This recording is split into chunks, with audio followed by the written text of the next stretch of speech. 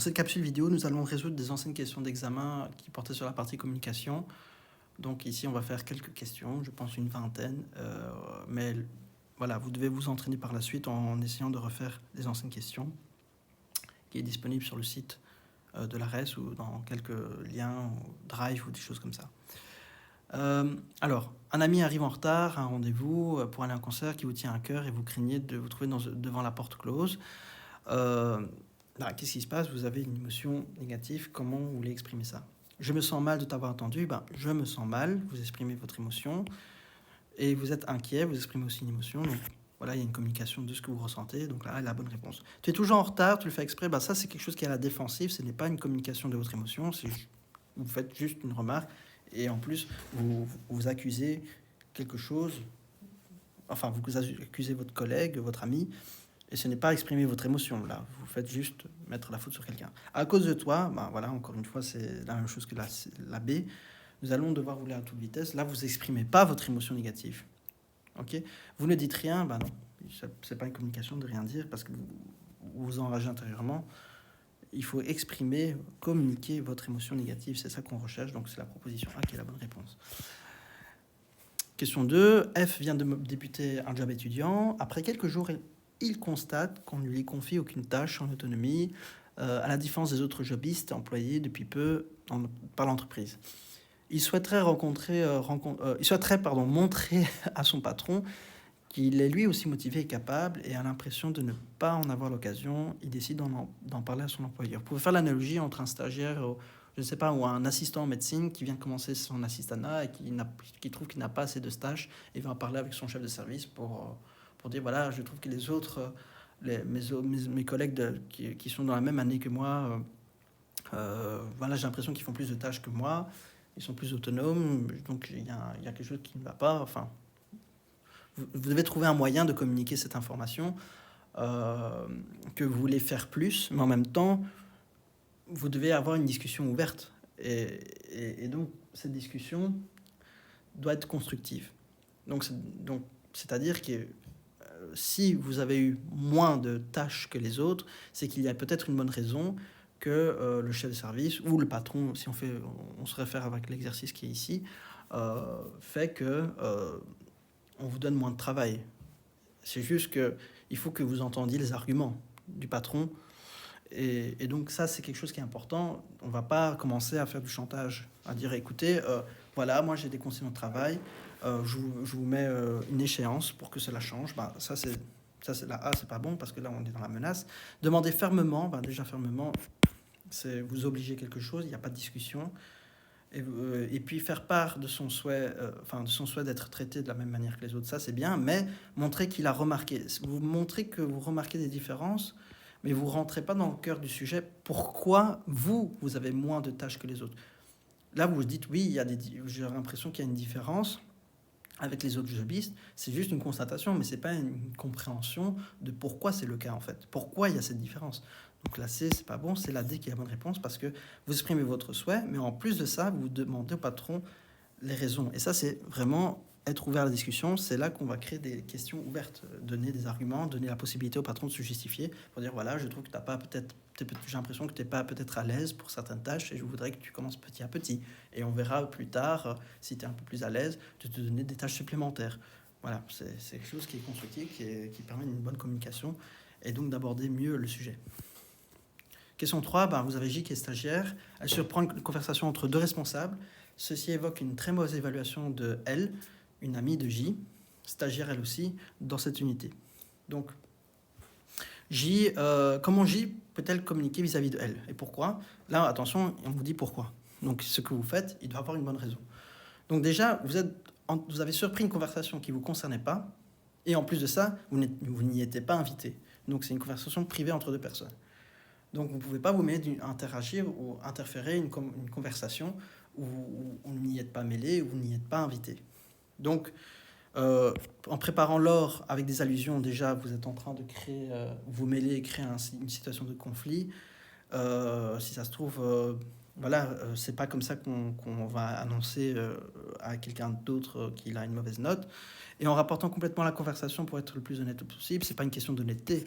C'est une question de, voilà, de respect de ses collègues ou du milieu professionnel. Donc voilà, s'il y a une conversation privée entre les deux où vous n'êtes pas censé y prendre connaissance de cette conversation, bah, c'est pas à vous d'en dire quelque chose ou dire votre mot là-dessus ou d'avoir votre avis là-dessus. Donc en disant rien, ça reste plutôt ce qu'il faudra faire, ce qu'il voudrait faire. Mais alors on vous demande pourquoi. Bah, cette information est issue d'une conversation privée et devant être assumée par les responsables, parce que c'est eux qui vont s'organiser pour voir elle au plus tard, pour lui dire pourquoi que ça n'a pas été son stage et quels sont les points qu'elle devrait améliorer pour la suite de ses stages pour remonter sa moyenne. Voilà. Donc dire en disant rien parce que de toute façon, elle finira par l'apprendre, on n'explique pas pourquoi on dit rien. La bonne raison de ne rien dire, c'est parce que ça ne concerne pas. Cette conversation ne nous concerne pas. Donc la D est fausse, c'est la A qui est bonne réponse. Votre voisin d'auditoire engage une conversation avec vous et en fait vous connaissez personne, vous commencez votre année et vous êtes content que vous venez de nouer des liens avec quelqu'un et en fait la conversation devient désagréable pour vous parce que votre voisin tient des propos qui est assez dégradant sur les autres étudiants et il pense que ça vous fait rire. Donc comment mettre fin à cette conversation cette conversation déplaisante au vu du contexte? Vous demandez à votre voisin de cesser parce que ça vous met mal à l'aise. Donc, vous communiquez votre mal-être, le fait que ça vous met mal à l'aise. En même temps, vous dites votre volonté de cesser. Parce que si vous continuez comme ça, c'est pas une amitié correcte qui va se nouer. Ce sera quelque chose que ça va casser en fait les liens même de l'amitié que vous êtes en train de fonder parce que il y aura à chaque fois un malaise et il va continuer à dire des choses dégradantes sur les autres alors que ça vous gêne à chaque fois.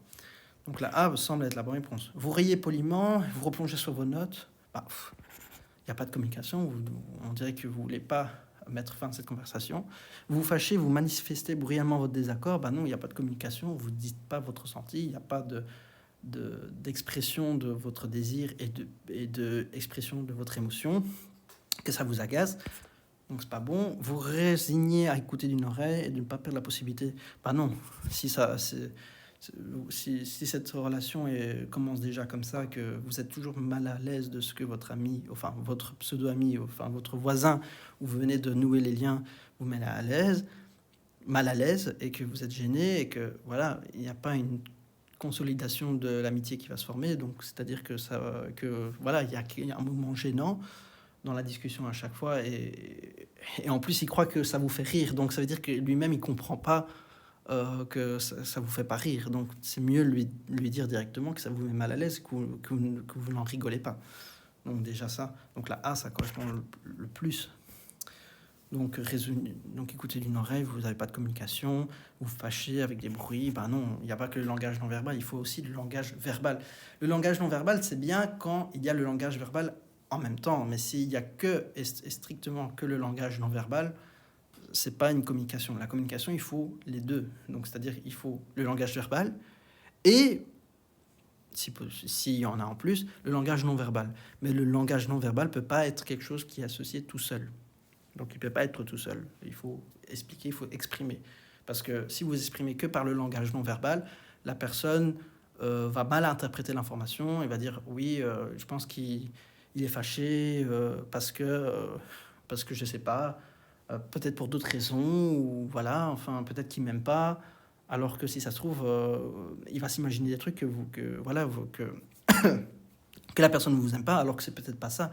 Peut-être qu'il vous apprécie bien, qu'il veut pas perdre cette amitié, mais c'est juste que c'est le geste qu'il fait. Donc le fait de dénigrer des individus, c'est juste ça qui le gêne, mais sinon il veut bien garder l'amitié. Donc vous voyez que chacun a une idée différente de l'autre, chacun a une idée qui on ne sait pas lire dans la tête de l'autre, en fait, juste en regardant le langage corporel. Il faut vraiment que les mots soient clairs et que les cartes soient posées sur table. Question 7. Un ami proche vient de perdre sa mère, d'une longue maladie, vous le rencontrez lors d'un dîner. Comment allez-vous réagir? Posez une question ouverte et demandez au niveau de ses émotions, l'écoute active. Ça, c'est une écoute active. Donc, ça, c'est la A. C'est plutôt une bonne réponse. C'est la A. En lui suggérant des coordonnées d'un psychologue, non. C'est un ami, donc il peut se confier à vous. En évitant de parler de sa mère, non, peut-être qu'il se sent pas bien, il a besoin d'en parler. mais au moins on lui propose de dire comment il se sent. Donc ça laisse la possibilité, sans l'obliger, d'en parler du décès de sa mère.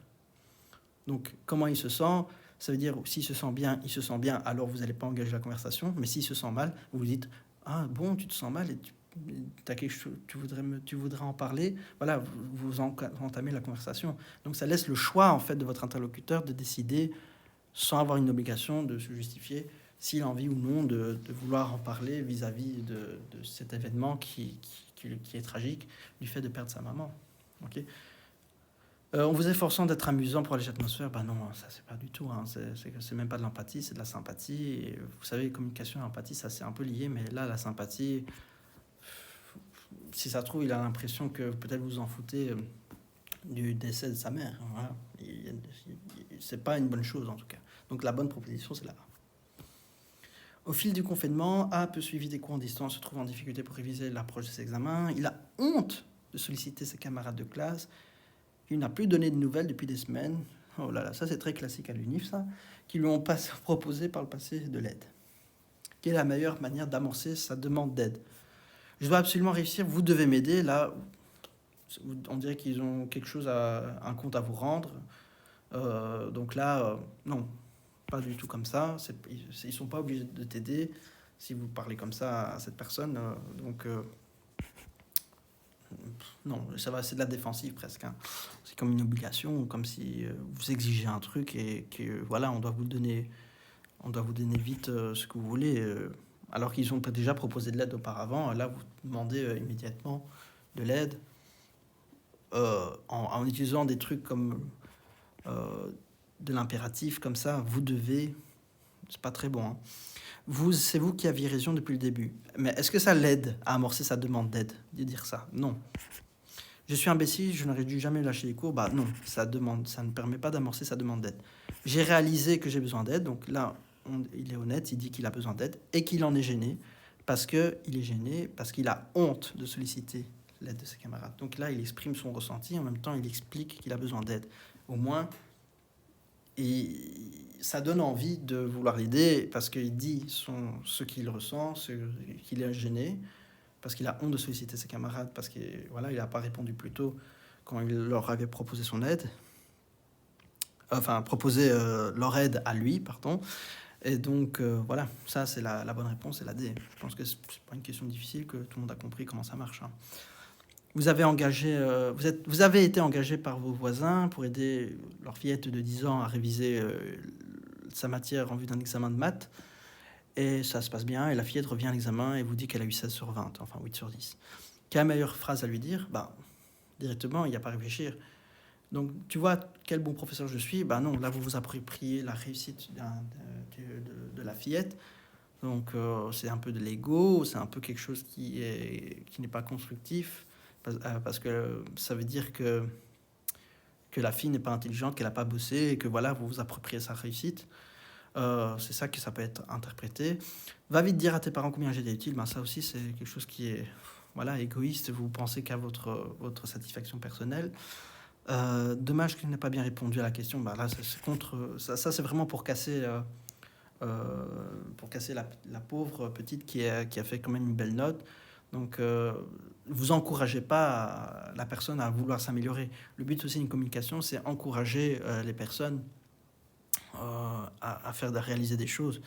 Donc quand vous dites beau travail, tu peux être fier de toi, oui, vous exprimez que vous aussi vous êtes content de son travail, qu'elle a 8 sur 10, mais en même temps vous pouvez dire tu peux être fier de toi. C'est vraiment aussi pour encourager la fillette de vouloir davantage essayer de miser une meilleure note, et en même temps c'est quelque chose de gratifiant et c'est quelque chose qui est constructif dans une relation entre professeur et particulier et son élève. Votre voisin âgé de 75 ans, il a acquis un nouveau micro-ondes, voilà, et cette personne n'est pas à l'aise avec le matériel électroménager. Hein, voilà, c'est quelque chose c'est une notion qui lui dépasse. C'est quelque chose qui est nouveau peut-être pour cette personne. Bon, il n'a pas de problème, il comprend tout ce qu'on lui dit, et il n'a pas de problème cognitif, il n'a pas de problème sensoriel, mais il voudrait que vous l'aidez à utiliser ce nouveau four. Voilà. Donc dire, vous soulignez les passages que vous jugez importants dans sa notice d'utilisation et vous le laissez prendre connaissance par lui-même, bah non, on dit qu'il n'est pas à l'aise, donc vous voulez quand même l'aider. Donc c'est comme si un patient de 75 ans vient en consultation, il dit voilà, j'ai du mal à prendre ce traitement, qu'est-ce que je dois faire? Vous lisez juste la notice du médicament et vous le laissez comme ça. Non, c'est pas de responsabilité, c'est pas très bon pour l'aider, c'est pas la meilleure manière pour l'aider. Vous expliquez 2-3 fonctions de base qu'il utilise habituellement avec des mots simples. Bah, vous, en tant que médecin, quand vous allez en consultation, vous allez utiliser des mots simples, clairs, concis, pour que le patient comprenne les informations principales. Vous avez, comme vous rappelez dans le cours théorique, il faut résumer en fait euh, les informations au patient, synthétiser et utiliser des mots simples. Ça, c'est la B. Vous lisez tous les paragraphes?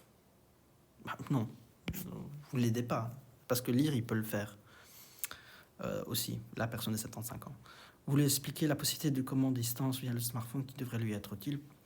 Ça n'a rien à voir, c'est complètement hors sujet. Ça aide pas du tout à son problème. Votre voisin âgé de 80 ans vous demande de l'aide informatique. Il avoue qu'il se sent dépassé par le vocabulaire des acronymes. Il vous demande de ce qui signifie une clé USB.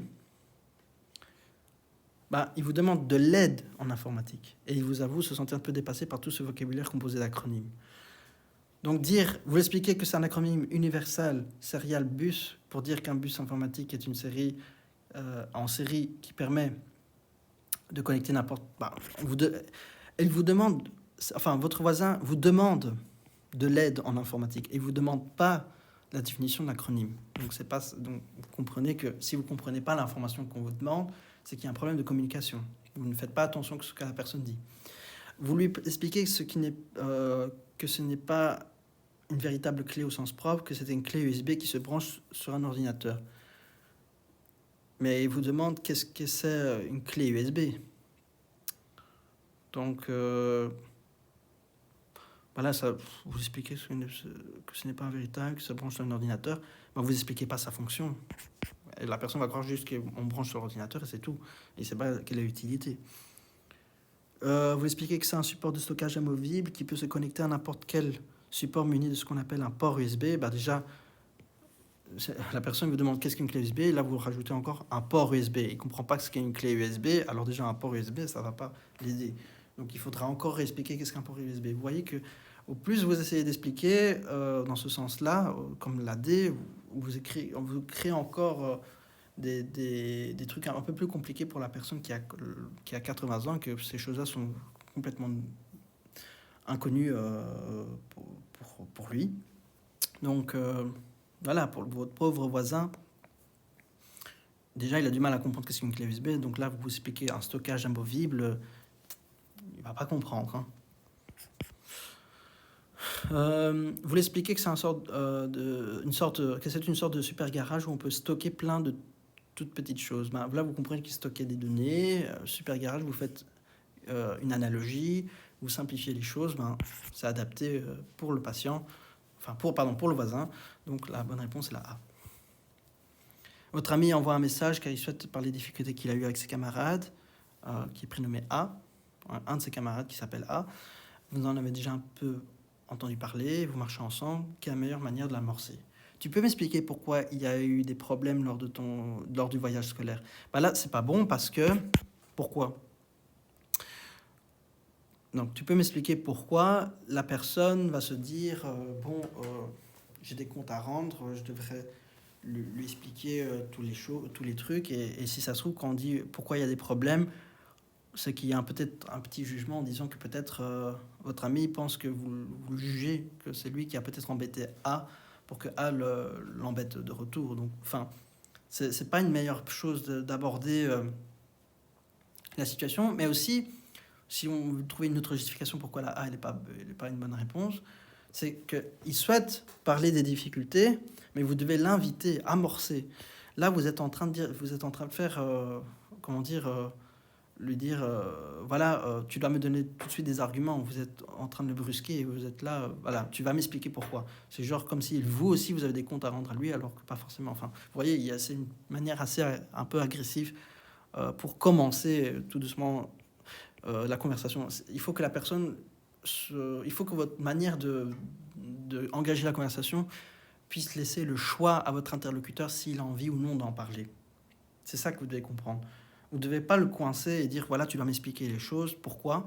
Non, il faut que vous engagez une conversation de manière à ce que si l'interlocuteur a le choix et que, et que voilà, ça le met à l'aise, ça le met dans une situation de confiance et donc cette personne voudra vous expliquer davantage sur son problème. Donc déjà, là, A, c'est pas bon. On m'a parlé des difficultés entre toi et A. Tu souhaites en parler, donc là, vous laissez la possibilité à la personne, à votre interlocuteur, s'il veut commencer la conversation, s'il veut en parler. En plus, vous dites que vous avez entendu, parce que vous en avez un peu entendu, donc la personne pense que vous avez déjà une idée de l'histoire, et donc peut-être vous allez mieux comprendre la version des faits quand il va vous expliquer ce qui s'est passé entre A et lui. Donc voilà, ça le met à l'aise, c'est-à-dire, ah ok, il connaît un peu l'histoire, donc je peux être à l'aise pour amorcer la discussion. Alors, dis-moi, qu'est-ce qui ne va pas? Là, voilà, c'est un peu, dis-moi, qu'est-ce qui ne va pas? Là, la personne, on dirait qui est en confrontation avec vous, qui doit se justifier, qui doit absolument parler de ce sujet, c'est un peu intrusif. Comme j'ai dit, il faut laisser le choix à la personne d'être libre de vouloir en parler. Là, vous êtes en train de rendre des comptes, genre que la personne est vraiment obligée d'en discuter, alors que il faut donner le choix à la personne. Donc, vous comprenez, donc 10 mois, c'est vraiment un peu impératif. Il paraît que tu as eu des problèmes avec A lors du voyage et que c'était mal passé. C'est bien ça? Là, c'est un peu un jugement. Hein. Il paraît, c'est pas il paraît, vous avez entendu parler. Et en plus de ça, c'est bien ça, c'est même pas une question ouverte. Vous devez engager la conversation. Là, vous êtes en train de dire... c'est pas une manière d'aborder, de commencer une conversation, en tout cas. Il y a pas la personne peut dire oui ou non, mais là, quand il dit tu souhaites en parler, c'est quelque chose qui est beaucoup plus libre, quelque chose qui ouvre la conversation, c'est une discussion ouverte. Donc voilà. Donc la B est la meilleure proposition. Mistou, le chat du jeune frère est mort cette nuit. Votre frère est triste. Qu'est-ce que vous faites? Je ne comprends pas pourquoi on met un tel état pour un animal avec tout le monde, blabla. Bah, déjà, il n'y a pas d'empathie, c'est méchant. Mistou est mort, mais il a déjà vécu longtemps pour un chat. Tu devrais être content. La personne, elle n'est pas contente. La personne est triste, donc c'est déjà pas sympa.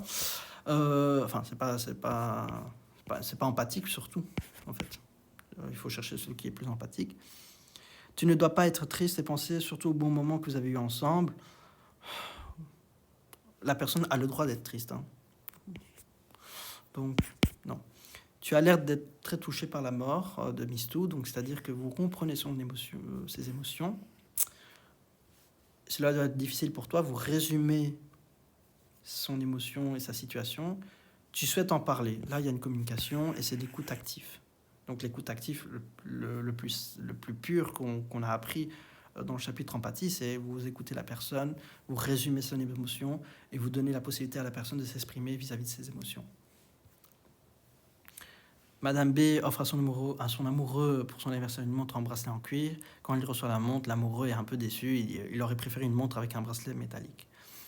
Madame B voit la moue dépitée de son amoureux. Quelle est la meilleure réponse? Je suis déçu. Enfin, vous avez le droit de dire que vous êtes déçu. On avait dit qu'on ne s'offrait pas de cadeaux. Là, vous esquivez le problème. Vous êtes en train de dire, à la place de dire que vous vouliez un bracelet en métallique, vous esquivez, vous ne voulez pas vous confronter au problème. Vous voulez l'esquiver. Ce n'est pas une conversation correcte, ce n'est pas une belle communication parce que vous n'exprimez pas pourquoi vous êtes déçu, en fait. Donc là, c'est pas bon. Tu sais bien que je n'aime pas le cuir. Là, vous dites, tu sais bien. C'est comme si vous accusez la personne qu'elle le savait très bien et qu'elle a fait une erreur grave. Et donc, c'est un peu pour blesser la personne. Je suis déçu, tu aurais dû savoir que je préfère le métal. Tu aurais dû aussi. Donc là, encore une fois, c'est pour blesser la personne, alors qu'il vous a fait quand même un cadeau. Donc, c'est pas quelque chose qui est abordable de parler dans cette manière-là. C'est pour blesser la personne. Et le but, c'est que vous devez être irréprochable dans une communication, si possible. Alors, irréprochable, alors ça dépend. C'est vrai qu'il y a souvent, c'est pas facile parce que l'autre peut interpréter les choses et prendre les choses comme un reproche, alors que forcément, si ça se trouve, vous voulez pas faire de la peine pour l'autre personne. Donc, ça reste quand même quelque chose qui est ambigu. On verra quelques questions plus tard où on va avoir des situations un peu plus complexes. Je suis déçu, je te l'ai jamais dit, mais je n'aime pas le cuir. Bah, si ça se trouve que la personne n'a jamais dit, parce qu'il aurait préféré, donc, c'est pas que Madame B était au courant, donc au moins il dit que, voilà, je te l'ai jamais dit, voilà, on dit les faits, on dit qu'est-ce qui se passe, oui, c'est vrai, je t'ai jamais dit, mais je n'aime pas le cuir. Au moins, vous exprimez que vous ne l'aimez pas et il n'y a personne qui est reproché parce qu'en disant je te l'ai jamais dit, c'est que vous évitez que Madame B se culpabilise. Donc, au moins, vous avez fait un cadeau et au moins, en retour, même si vous êtes déçu, vous n'allez pas faire du tort pour le bon geste que Madame B a fait. Vous êtes dans un groupe de 3 amis, il y a E qui organise une fête pour son anniversaire et n'a pas invité son ami S, qui se sent triste et déçu. Et mis du côté, il se confie à vous. Vous dites à E que S se sent blessé et que vous suggérez de l'inviter. Voilà. En fait, ce genre de choses, vous n'intervenez pas. Si E n'a pas invité S, c'est peut-être pour une bonne raison. Parce que voilà, même s'ils sont amis, si on décide de ne pas inviter, voilà, c'est qu'il y a une idée derrière, peut-être qu'il y a un conflit, peut-être qu'il y a quelque chose. Et là, vous, le fait d'inviter S enfin, vous l'invitez, vous décidez sûrement que c'est un oubli, vous décidez que c'est sûrement un oubli, vous emmenez S avec vous à la fête, ça c'est pour créer un conflit, et ça, si ça se trouve, E va vous engueuler parce que vous avez invité S alors que peut-être qu'il ne voulait pas cette personne. Et donc là, vous êtes en train de créer un malaise et vous êtes en train de créer un conflit. C'est pas bon. Vous conviez vos 2 amis E et S et vous prenez parole pour S qui ne veut pas parler. Non, parce que là, vous vous mêlez d'une histoire entre E et S. Vous n'êtes pas en connaissance du conflit entre E et S. Donc là, vous intervenez dans quelque chose qui ne vous regarde pas. Vous dites à E que S se sent blessé, vous suggérez d'inviter. Là, vous êtes en train de faire un peu du chantage ou en train de... Enfin, c'est pas que vous faites du chantage, mais c'est surtout que vous vous mêlez dans quelque chose qui ne vous regarde pas. Et en plus, eux peut être intimidé par le fait que vous parlez de ce sujet gênant, du fait que S ne soit pas invité. Donc vous êtes en train de créer un atmosphère qui n'est pas agréable. Un ami n'a pas tenu sa promesse, vous êtes en colère contre lui, vous avez vraiment besoin de lui. Vous lui dites qu'on peut compter jamais sur lui. Non, c'est parce que vous aviez besoin de lui. Vous ne l'adressez plus la parole jusqu'à qu'il vienne vous présenter des excuses. C'est pas non plus une bonne... La B, c'est pas bon parce que il n'y a pas de communication, il n'y a pas de discussion, il n'y a pas de ressenti vis-à-vis de la situation. Vous lui dites qu'on peut jamais compter sur lui. Vous exprimez pas voilà, vous êtes en colère et vous avez besoin de lui. Il n'y a rien qui compte. Vous avez besoin de lui, donc dire qu'il ne faut jamais compter sur lui, vous êtes un peu en contradiction avec vous-même. Alors, ça reste entre la C et la D. Alors, vous lui demandez son ressenti de façon respectueuse quant à la situation. C'est vrai que la personne va donner son ressenti et peut-être que voilà, cette personne n'a pas tenu sa promesse, il va rien vous dire. La personne n'a pas tenu sa promesse. Si elle n'a pas tenu sa promesse, elle va dire vous lui dites voilà, en fait, tu n'as pas tenu ta promesse. Quel est ton ressenti vis-à-vis de ça? Mais la personne, c'est juste qu'elle n'a pas tenu sa promesse, mais elle n'a aucun ressenti. C'est vous qui avez du ressenti. C'est vous qui avez la colère contre lui. Lui, il n'a rien envers vous. Il n'a juste pas tenu sa promesse. Il n'a aucun sentiment contre vous. Donc, dire son ressenti, c'est pas constructif parce que la personne n'a rien à vous dire au niveau de ce qu'il ressent vis-à-vis de la situation. Donc la D, c'est pas bon. C'est la C, pardon, qui est la bonne réponse. Parce que là, vous dites la vérité. Je suis en colère. Je ressens la colère. Et alors la personne va dire « Oh, pourquoi tu ressens la colère ?»« Bah oui, je ressens la colère parce que tu ne m'as pas tenu la promesse. »« Ah oui, je suis désolé, si j'ai pas fait ci, si j'ai pas fait ça. » Voilà, vous exprimez votre émotion, vous exprimez pourquoi à la personne vous êtes en colère. Parce que cette personne n'a pas tenu la promesse. Si ça se trouve, la personne ne s'est pas rendue compte. Donc là, vous engagez une conversation en exprimant votre ressenti. Et donc, ça crée comment on dit, une écoute active envers la personne qui n'a pas tenu la promesse. Pour dire, mais pourquoi tu ressens la colère? Ah bon, qu'est-ce que j'ai fait? Ah, ok, voilà. Donc, c'est ce genre de choses. Alors, votre ami a mis à l'aise, ça vous dérange vraiment? Comment réagissez-vous? Vous lui faites remarquer que son haleine vous dérange, vous lui proposez un chewing-gum à la menthe, vous lui parlez de vos gencives qui saignent et vous lui demandez si lui aussi a le même problème. Vous ne lui dites rien. Ça vous dérange. Vous devez exprimer ce que vous ressentez. Ça vous dérange, vous communiquez ce que vous devez ressentir. Proposer un chewing-gum, c'est esquiver le problème. Parce que ça vous dérange. Et du coup, à chaque fois que vous allez le voir, ça va toujours être gênant vis-à-vis de son haleine. Vous lui parlez de vos gencives qui saignent, hors sujet, c'est même pas pour aborder le problème. Vous ne dites rien, bah là, encore moins, c'est pas de la communication. Votre collègue postillonne, ça vous dérange. Vous ne le voyez plus, bah non. Vous ne dites rien, bah c'est pas une communication. Vous restez loin de lui pour éviter les postillons, ben ça vous dérange en même temps, mais en même temps, s'il voit que vous l'évitez, la personne qui postillonne, votre collègue, ben, elle va se sentir oh là là, il m'aime pas du tout, c'est pour ça qu'il reste loin de moi. C'est peut-être parce que au niveau du langage corporel, c'est que il m'apprécie pas et donc c'est inconscient. Voilà, la personne peut interpréter ça. Alors peut-être que votre collègue vous l'aimez bien, mais c'est juste le simple fait qu'il postillonne qui vous dérange et vous lui dites la vérité. Donc il faut lui dire. Donc vous lui dites. Vous faites des courses au supermarché en pleine crise sanitaire, vous avez oublié de désinfecter votre caddie. Un autre client vous agresse verbalement en vous traitant d'assassin. Ben bon. Dans la vraie vie, j'aurais répondu autrement, mais bon, on va rester quand même dans la structure de l'examen. Là, vous exagérez. Ben, là, vous êtes en train de chercher de la confrontation. Vous pourrez parler poliment, ben ça aussi c'est de la confrontation. Mêlez-vous de vos affaires, ça c'est de la confrontation. Je suis désolé, je pensais à autre chose. Au moins vous êtes excusé.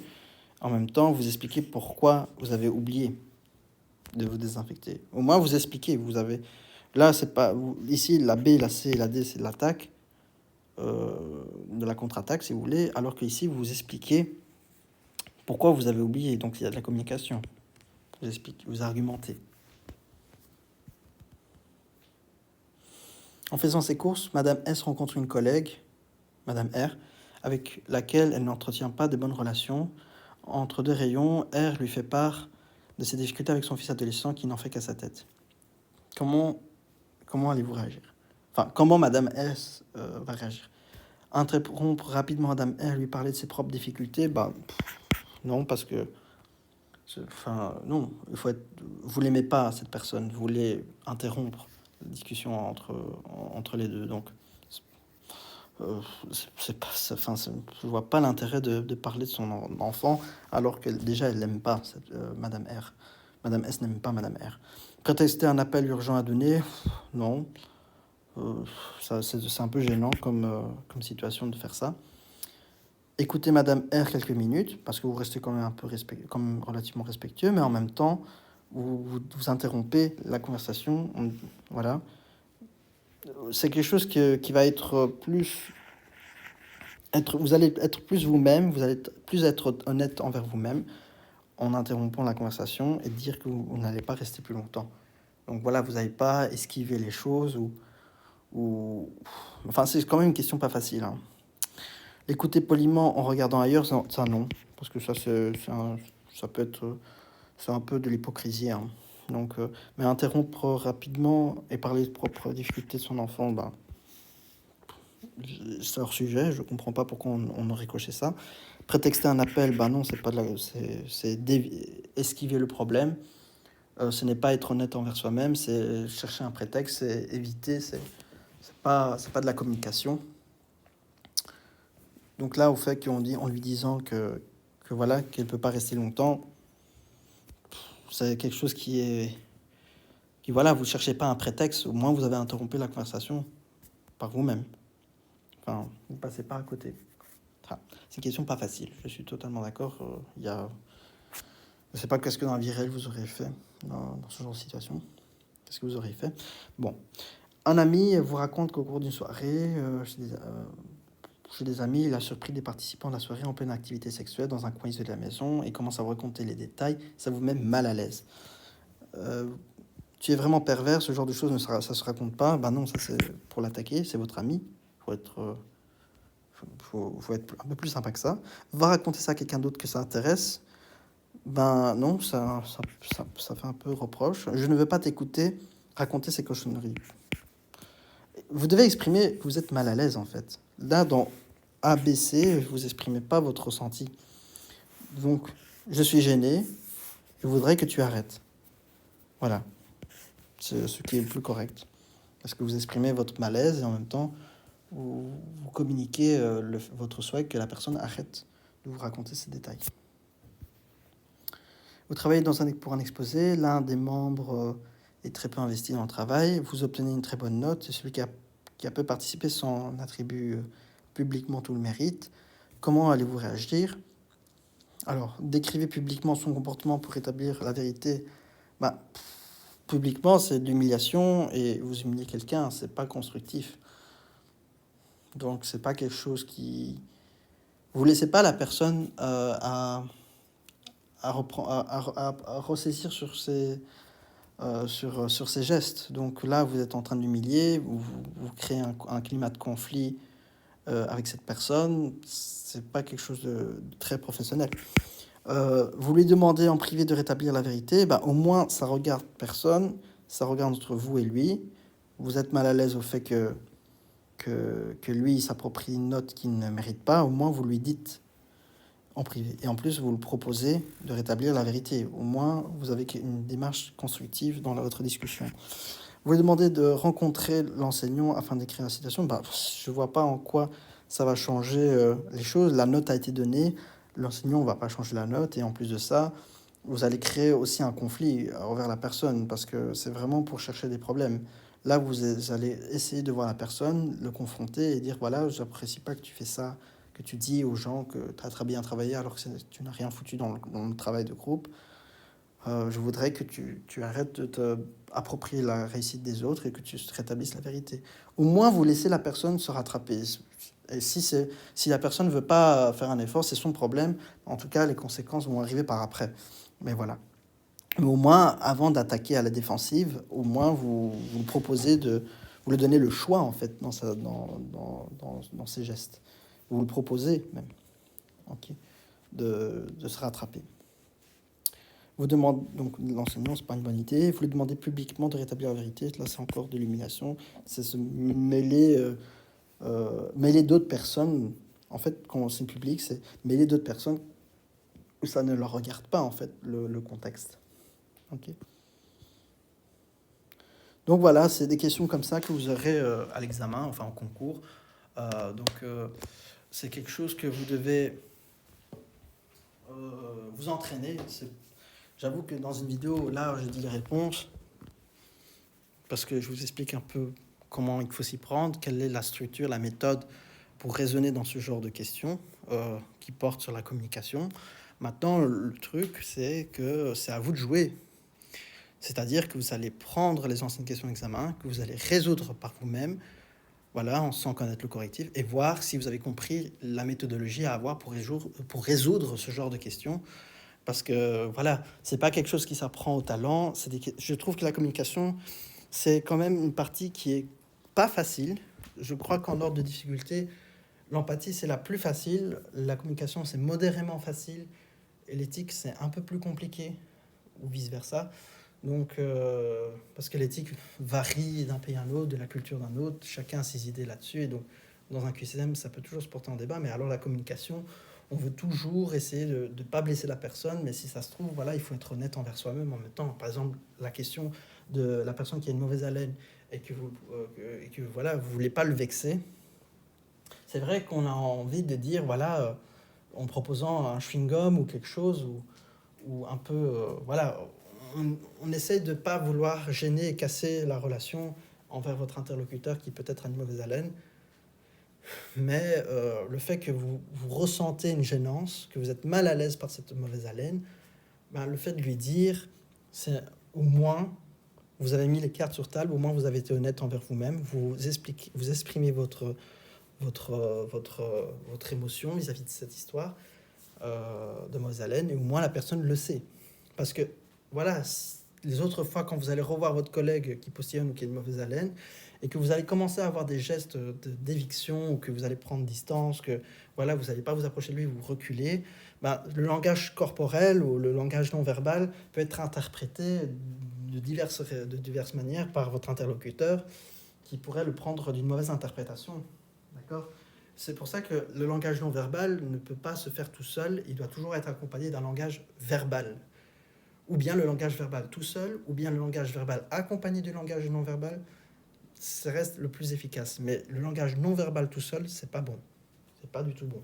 Donc déjà, quand vous voyez votre collègue il vous voit, il a peut-être une mauvaise haleine, mais il n'est pas au courant, et vous commencez à tourner le dos parce que vous voulez éviter qu'il vous postillonne dessus ou des choses comme ça. La personne ne va pas comprendre que c'est dû à ça, que c'est dû à sa mauvaise haleine ou ses postillons. La personne va comprendre autrement, il va croire que vous ne l'aimez pas en fait, que vous le détestez. Enfin voilà, il va se faire un film si vous voulez. Et au moins, le fait de lui dire oui, voilà, ça me met mal à l'aise mais de te dire ça, mais bon, je suis un peu gêné, mais tu as une mauvaise haleine. Et donc, la personne va se rendre compte qu'aussi il a un problème d'hygiène. Peut-être que c'est pas exprès, peut-être qu'il a une maladie, peut-être qu'il a des problèmes au niveau des amygdales, peut-être qu'il a une infection bactérienne, peut-être qu'il a des reflux gastro-œsophagiens. Il y a plein de facteurs au niveau médical qui expliquent pourquoi cette personne a une mauvaise haleine, et peut-être que cette personne ne se rend pas compte. Et donc, pour que cette personne s'améliore, pour que cette personne n'ait plus de mauvaise haleine, parce que peut-être que ça vous gêne, mais ça pourrait gêner à d'autres personnes, et ça peut gêner son entourage aussi. Et donc, du coup, tout le monde va essayer de l'éviter, ou voilà, c'est pas que... Donc le fait de lui dire qu'il a une mauvaise haleine, c'est le conscientiser, et en même temps, c'est pour que la personne commence un peu plus prendre soin sur lui, et comme ça, voilà, il n'a pas de problème au niveau de son entourage vis-à-vis de sa mauvaise haleine. Donc c'est pour ça que c'était la bonne réponse de lui dire, voilà, je suis gêné, mais tu as une mauvaise haleine. Vous lui dites qu'il a une mauvaise haleine. Comme ça, la personne se conscientise de son problème et va s'améliorer. Donc la communication aussi, c'est quelque chose qui est une écoute active, mais qui est aussi une communication qui est constructive, parce qu'au moins vous dites quelque chose et la personne peut-être va faire un effort ou réagir vis-à-vis de ça, ou améliorer les choses, parce que si ça vous atteint, c'est que ça atteint d'autres personnes. Donc ça embête d'autres personnes. Voilà, c'est la difficulté à comprendre ces notions-là dans la communication, et c'est quelque chose qui, voilà, ça s'apprend pas au talent. Vous devez absolument refaire les anciennes questions d'examen pour vous entraîner.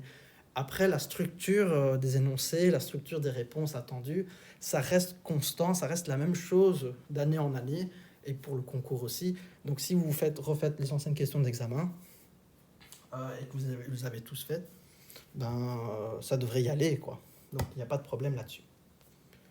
Donc voilà, ça, ceci clôture pour la partie communication.